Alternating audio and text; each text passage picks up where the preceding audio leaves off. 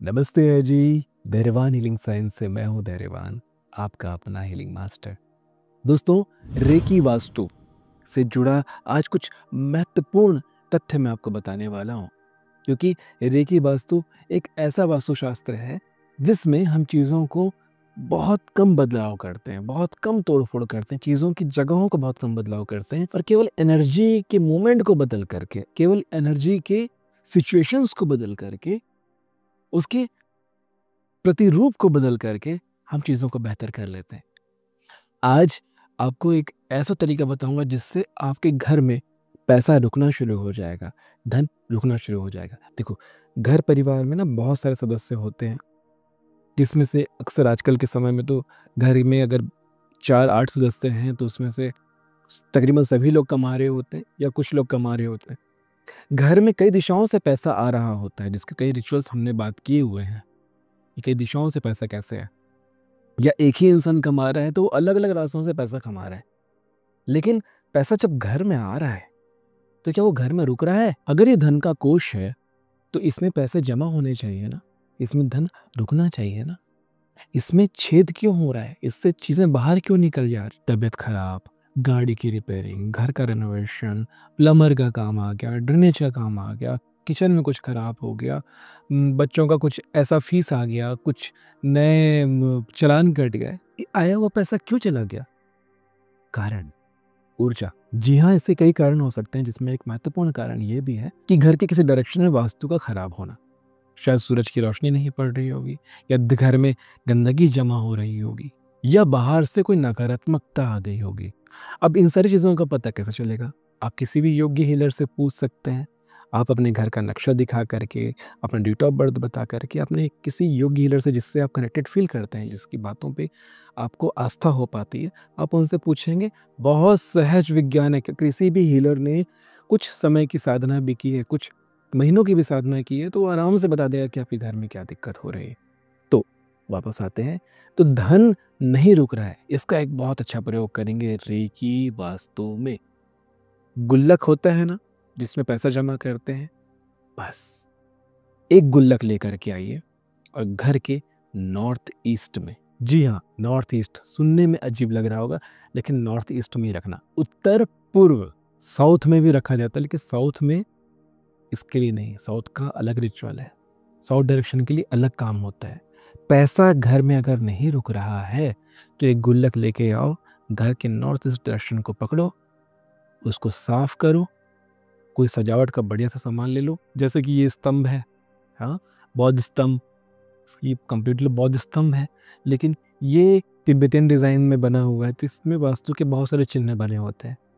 तो ऐसा आप ले सकते हैं। अरे ज़्यादा परेशान होने की ज़रूरत नहीं है, मेले वगैरह में मिल जाता है, जो झूले वाला मेला लगता है हर शहर में, वहाँ मिल जाता है। नहीं तो नॉर्मल स्टूल ले लीजिए, ऐसा कुछ ले करके उसके ऊपर वो गुल्लक रखिए, और उसमें रोज़ जो बंदा अर्निंग करके लेके आ रहा है घर से, बाहर से, उसमें 1 रुपया, 2 रुपया, 10 रुपया, 100 रुपया जो डालना है डालो। रोज जो चलता हुआ तेरा धन है ना, अब 50 पैसा 10 पैसा तो नहीं चलता अभी के टाइम पे, ये जो चलता हुआ पैसा है जो मार्केट में अभी भी चल रहा है, अपना पर्स खोलो, जो भी उसमें रकम नोट दिखता है निकालो और डाल दो, चाहे 1 रुपया हो चाहे 500 रुपये हो, डाल दो। रोज डालो, रोज डालो। जैसे जैसे उसमें धन जमा होते जाएगा, आप देखेंगे आपके घर में पैसा रुकना शुरू हो गया है।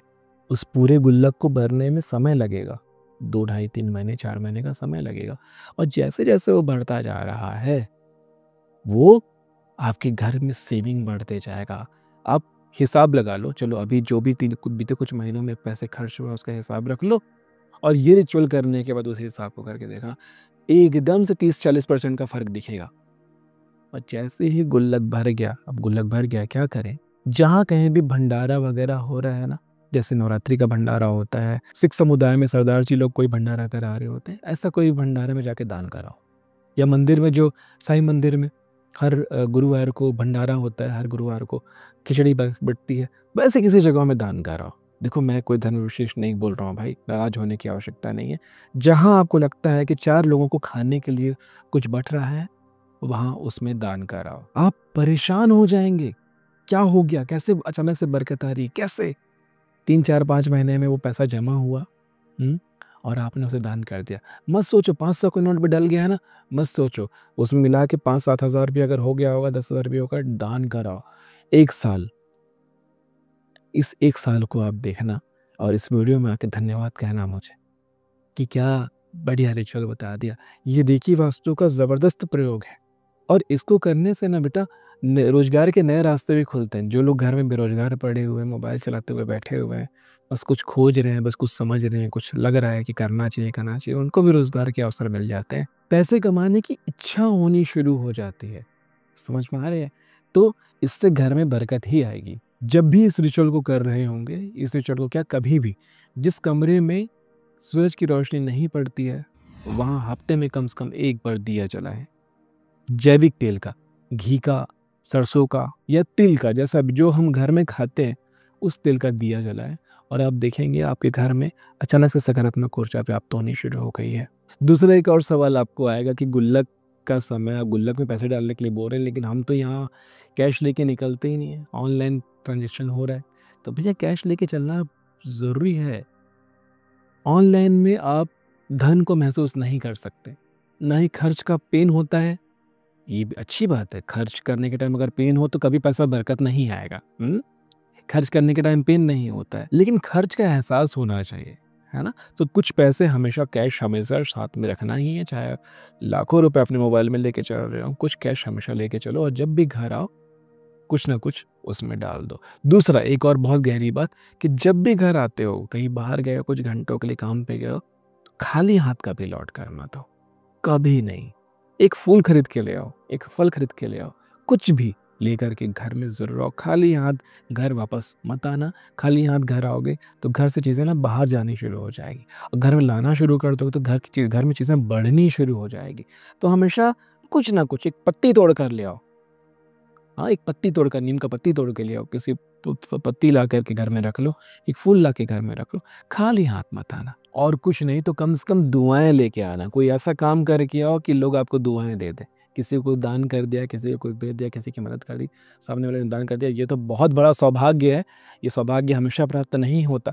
दान का सौभाग्य हमेशा प्राप्त नहीं होता। जिसको दान करने का सौभाग्य प्राप्त हुआ है, परमात्मा को धन्यवाद बोलो, क्योंकि अब वो ऋणी हो गए हैं आपको 100 गुना देने के लिए। रेकी वास्तु का एक बहुत गुण रहस्य और आपको बता देता हूँ कि बहुत सारे घरों में आजकल ना चप्पल जूते पहन के घुसने का कल्चर बन गया है। स्टाइल मानते हैं कि बहुत फैशन बना घर में चप्पल। ठीक है, आप बहुत पैसे वाले हैं, आपके घर में वैसी व्यवस्थाएं हैं, साफ सफाई की वैसी व्यवस्थाएं, बहुत अच्छी बात है। ज़्यादा से ज़्यादा ड्राइंग रूम तक किसी को आने दिया जाए या खुद चल के आया जाए। कभी भी सोने की जगह पे, यानी कि बेडरूम में, वॉशरूम में, किचन रूम में, और भगवान का कक्ष की तो बात ही नहीं है, मंदिरों में तो उतने बेशर्म तो नहीं होंगे, कोई मैं नहीं मानता। होंगे तो फिर भगवान मालिक है उनका। तो इन 3-4 जगहों में, वॉशरूम में, किचन में, बेडरूम में, कभी बाहर से पहन के आए हुए जूते पहन के मत जाना।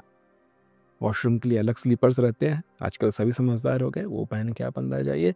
और वॉशरूम के लिए तो मैं ये बोलूँगा भैया इतना साफ रखो कि बैठ के खाना भी खाने की नौबत आए तो बैठ के खाना खा सको, इतना साफ होना चाहिए। साफ, क्लीन, स्वच्छ वॉशरूम घर का बहुत ही ज़रूरी है। इस पर हम पहले भी चर्चा कर चुके हैं। तो स्लीपर बाहर रखें। घर में स्लीपर पहन के घूमने की इच्छा है, पहनिए स्लीपर, कोई दिक्कत नहीं। घर का स्लीपर अलग रखिए, घर के जूते चप्पल अलग, अंदर पहनने वाले वो बाहर नहीं जाएंगे। फिर जब भी हम किसी के घर में रेकी वास्तु देखने के लिए जाते हैं, करने के लिए जाते हैं, क्योंकि रेकी वास्तु इसलिए ही करना होता है लोगों को, क्योंकि करोड़ों की संपत्ति बनी हुई है भाई, तोड़ फोड़ अफोर्ड नहीं किया जा सकता। इमोशन से बने, बस कुछ क्रिस्टल्स को सही जगह टांग करके, कुछ रोशनी को सही जगह लगा करके हम ऊर्जा का फेरबदल करते हैं और वास्तु कंप्लीट हो जाता है। वो एनर्जी सर्कल कंप्लीट हो जाता है, वास्तु देवता कंप्लीट हो जाते हैं। बिल्कुल भी जूते चप्पल मत आने दीजिए। और ड्राइंग रूम तक भी अगर जूते चप्पल आ रहे हैं तो हर दूसरे या तीसरे दिन नमक से पोछा लगाने की आदत रखिए, क्योंकि आप ये अफोर्ड कर सकते हैं, तभी आप लोगों को ऐसे अलाउ कर रहे हैं। क्रिस्टल्स के इस्तेमाल से याद आया कि ज़ीबू कॉइन, ये जो कॉइन है ये आप अपने गुल्लक में डाल दीजिए। जो पहला सिक्का होगा अपने गुल्लक में ज़ीबू कॉइन डालना। इसमें ज़ीबू का सिंबल बना हुआ है और एंजल नंबर लिखे हुए हैं। ये सिंबल और एंजल नंबर एकदम से एनर्जी को एनहेंस करते हैं। और ये क्रिस्टल भी ग्रीन जेड है। ग्रीन जेड अपने आप में मनी को रोकता है, संभालता है, सहजता है, सोखता है अपने भीतर। जैसे पायराइट मनी को बढ़ाता है, ग्रीन मनी को रोकता है, बाहर नहीं जाने देता। तो पहला जो कॉइन होगा, पहला सिक्का होगा, वो ग्रीन जेड का यीज़िबो सिंबल वाला डाल लीजिएगा उसमें। प्रार्थना करके डालिएगा, जो आप चाहते हो वो बोल करके डालिएगा कि मेरे घर में, मेरे परिवार में, मेरे संसार में धन रुके, फालतू के और अन्यथा खर्च रुके और धन की बरकत हो, ऐसा मैं कामना करता हूँ, बोल करके ऐसे डालिए। उसके बाद जो भी आप उसमें रकम धन डालना चाहते हैं वो डालिए। लेकिन जिस दिन फोड़ेंगे और बाकी रकम को जब दान करेंगे, इसे दान नहीं कर देना, इसे संभाल के रखना, अगले गुल्लक में काम आएगा। ठीक है जी, ये कुछ रेकी वास्तु के टिप्स थे जो आपके घर में धन बरकत को बढ़ाने के लिए और नेगेटिविटी को बाहर रखने के लिए बनाए गए थे, बताए गए हैं। इसका प्रयोग कीजिए और अपने जीवन में सुख समृद्धि और शांति को बढ़ाइए। आशा करता हूँ ये अध्याय भी बहुत अच्छे से आपको समझ में आया होगा। मिलते हैं आने वाले अध्यायों में, तब तक के लिए नमस्ते है जी।